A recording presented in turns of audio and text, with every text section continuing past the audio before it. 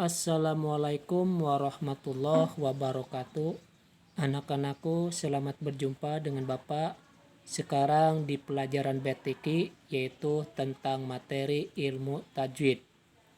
Nah, kalau pada minggu-minggu kemarin kalian hanya sekedar membaca dan menghafal surat Abasa, kali ini kita akan masuk kepada ilmu tajwid.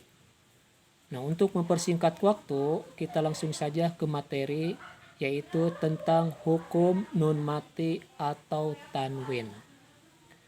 Nun mati atau tanwin menghadapi huruf hijaiyah itu memiliki 4 hukum.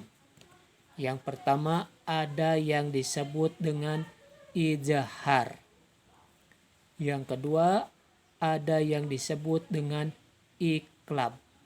Serta yang ketiga, ada yang disebut dengan idgham, dan yang keempat, ada yang disebut dengan ikhfa.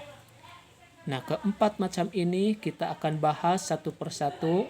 Yang pertama adalah tentang izhar. Izhar artinya jelas. Jadi yang dimaksud dengan huruf izhar adalah nun mati atau tanwin apabila bertemu dengan huruf hizar maka dibaca dengan suara jelas. Yang jelasnya itu adalah suara n-nya dari huruf izhar tersebut.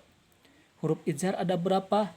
Tentu saja ada 6, yaitu alif, ha, kho, ain, gin, dan ha. Nah, ini huruf izhar. Kalian harus ingat ke 6 huruf ini. Contoh, misalkan dari kalimat kufuwan ahad. Lihat tanda merah di sana dari huruf waw. Itu wan, itu jelas. Kufuwan ahad. Enggak dibaca kupuang atau kupuwam. Tapi suara n-nya harus jelas. Kufuwan ahad. Itu. Terus contoh yang kedua, misalkan atau an hisaba. An itu jelas suara nunnya, suara n-nya. An enggak dibaca am atau ang, tapi an. Atau an hisaba.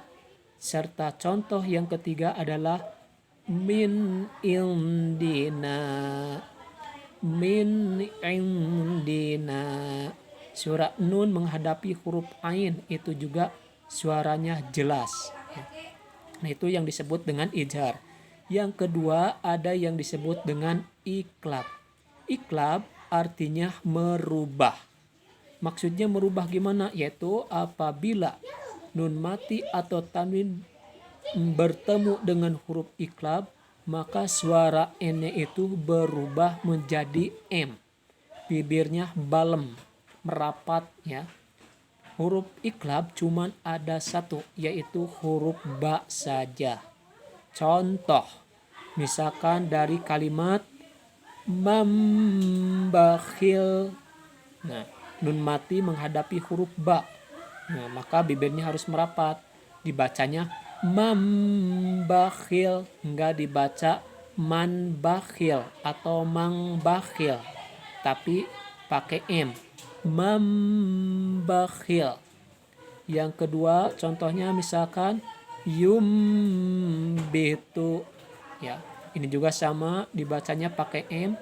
Yumbitu, enggak dibaca pakai n. Misalkan yunbitu, nah itu kurang tepat ya, apalagi dibacanya pakai eng. Yungbitu itu juga sama, kurang tepat. Serta contoh yang ketiga adalah mim ba'di. Ini pakai m, bibirnya balem. Mim ba'di. Ini enggak dibaca min ba'di atau dibaca ming ba'di, tapi pakai m. Mim ba'di. Nah, ini huruf iqlab. Nah, untuk materi kita kali ini mungkin cuma 2 saja, yaitu tentang izhar dan tentang iqlab. Tugas kalian adalah mencari huruf izhar dan iqlab di dalam Quran surat Abasa yang kalian hafal. Nanti kirimkan ke Bapak dalam bentuk foto. Mungkin itu saja yang Bapak bisa sampaikan. Kita cukupkan sekian. Kita tutup dengan doa. Wassalamualaikum warahmatullahi wabarakatuh.